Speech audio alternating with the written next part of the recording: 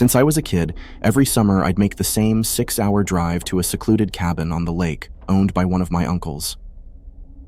Over time, it became a tradition for my mom's side of the family to spend a few days there together. I liked it.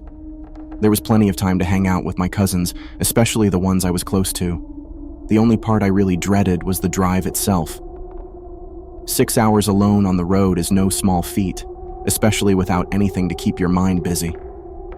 This particular year, things were different. I'd just come off a grueling shift at work, and I had to be at the cabin by morning. That meant driving through the night, a thought that didn't thrill me. The road leading to the cabin cuts through a dense, isolated forest and is nearly deserted, even in daylight. I had never attempted the drive at night and wasn't eager to start. Halfway into the trip, I glanced at my gas gauge and felt my stomach drop. It was nearly empty. My brother had borrowed the car earlier and had claimed he filled it up, but clearly he hadn't. Now, I was left anxiously scanning for an exit with a gas station. Finally, I saw a makeshift sign planted in the ground. Gas station, next exit, was scrawled across it in spray paint. It wasn't exactly reassuring, but I didn't have the luxury of being picky. I took the exit and kept driving, but there was no gas station in sight. The smooth pavement quickly gave way to dirt, and trees seemed to press in closer on both sides. My headlights finally picked out a rundown building on the right. What remained of the gas station looked abandoned, with shattered windows and rusted-out pumps.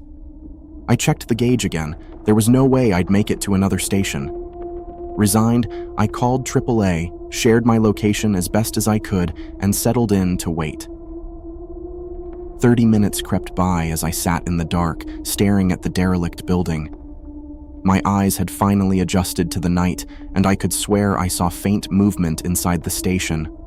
Heart pounding, I told myself it was a trick of the shadows, but I couldn't look away. Suddenly, a voice broke the silence, low and beckoning. "Hey, buddy, come over here." I froze. The voice was just outside my passenger window, close enough to send a chill down my spine. When I turned, I saw a man in heavy winter clothes standing there, his face obscured in shadow. "Looking for gas?" he asked softly, as if we weren't alone in the middle of nowhere. I stammered, yeah, and instantly regretted it. He nodded toward the building, explaining he had a gas can inside and was happy to help if I'd just step out and follow him. Instinct screamed at me to stay put. I shook my head, muttering, "No, thanks." He stared at me, his expression vacant but somehow frustrated. For what felt like an eternity, neither of us moved. Then, out of nowhere, the crunch of gravel announced a vehicle approaching. The man's head whipped toward the sound, and he immediately bolted back toward the station. As he disappeared, something even more chilling happened. From behind the building, at least 8 other figures rose from the shadows and scattered into the forest. A AAA truck pulled up beside me, and the driver, a huge man, leaned out the window with a concerned look. "Did you call for gas?"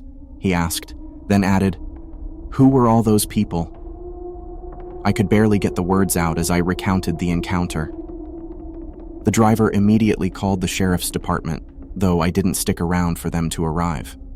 Once my tank was full, I sped off. The next day, I got a call. The sheriff's department had found no trace of anyone at that gas station, nor were there any signs of recent activity. That night haunts me to this day. I'm convinced the man I spoke to had sinister intentions. In the isolated darkness of that forest, I don't know what fate would have awaited me if that truck hadn't arrived.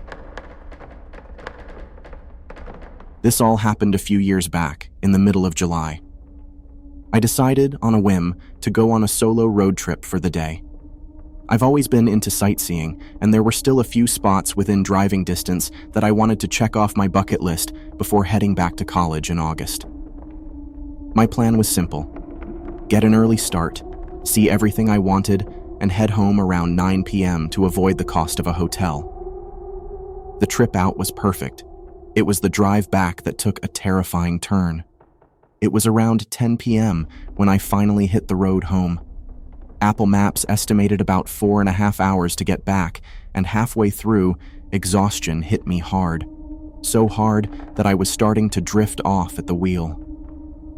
I knew it wasn't safe to push it, so I decided I'd pull into the next rest stop for a quick nap. That way, I'd still make it back home at a decent time. When I finally found a rest stop, I pulled in and parked. The lot was eerily empty. The place was well lit, which made it seem more like a ghostly spotlight in the middle of nowhere. Shrugging it off, I set an alarm for an hour and leaned back in my seat to catch some sleep. When my alarm eventually went off, I realized I needed to use the restroom. I stepped out and walked toward the empty building. Inside, I quickly found the bathrooms, picked a stall, and settled in. Not even 30 seconds later, I heard muffled voices echoing from the hallway outside. My pulse spiked. My car was the only one in the lot, so where had this person come from? Then, the restroom door creaked open.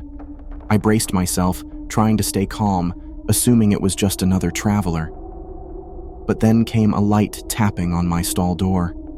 Hesitantly, I said, "Occupied." Silence. Unnerved, I waited, hoping whoever it was would leave. That's when I noticed something far more disturbing. A single eye peeking through the crack in the stall door, staring right at me.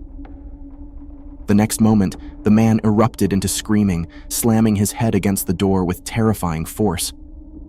I could feel every thud shaking the door. My adrenaline kicked in, and I rammed my body against the door, bursting it open and sending him stumbling back. Without looking back, I sprinted out of the restroom and toward my car.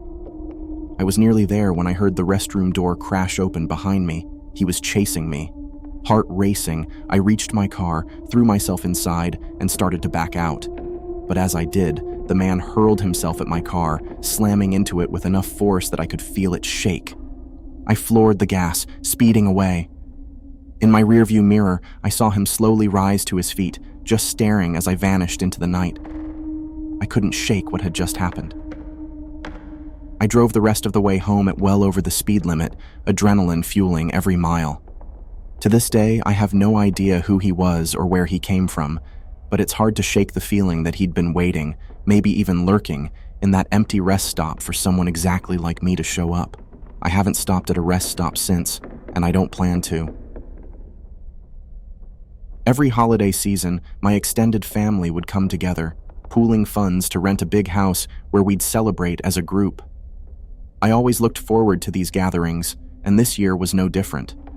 The family decided on a place in Arizona. Since I'd be traveling straight from college, I planned to drive alone. I'm not a fan of flying, and having my own car there would save on rental costs for the week. The drive was about 8 hours, mostly on a deserted stretch of freeway cutting through the vast desert. After about 5 hours, night had fallen completely, and darkness swallowed everything outside my headlights. There's something eerie yet calming about driving through empty desert roads at night. An atmosphere that's hard to describe if you haven't experienced it. Around 6 hours into the trip, I noticed a car that had been trailing me for a while. At first, I thought nothing of it. On a single lonely highway, you often see other cars heading in the same direction. But this car felt different. It began creeping up close to my bumper, so close that I could practically see the driver's silhouette, only to back off suddenly, then repeat the same move over and over. Each time it happened, my anxiety crept a little higher. If they were in a hurry, why hadn't they passed me? Finally, after this unsettling dance continued for what felt like too long, I spotted a police car parked along the side of the road. A huge part of me wanted to stop. Though I worried I might just be overreacting, I pulled up beside the officer and told him what had been happening. To my surprise, he took my concerns seriously, explaining that it wasn't unusual for thieves to target lone travelers on these empty highways. He offered to follow me for a while, and I immediately accepted. We'd only been driving for a few minutes when something chilling happened. Up ahead, I spotted the car that had been trailing me. It was parked on the side of the road, seemingly waiting for me. The moment they noticed the police car, they peeled off in the opposite direction. The officer immediately switched his focus from following me to chasing the other car, lights flashing and siren blaring. Just like that, I was alone again. The officer's words echoed in my head. Why else would they have been following so closely? And why would they take off the moment they saw the police? I never found out if that car was caught or what exactly they intended to do, but the encounter still haunts me. I don't know the officer's name, but I'll always be grateful for his help. I still think about what might have happened if I hadn't stopped to talk to him.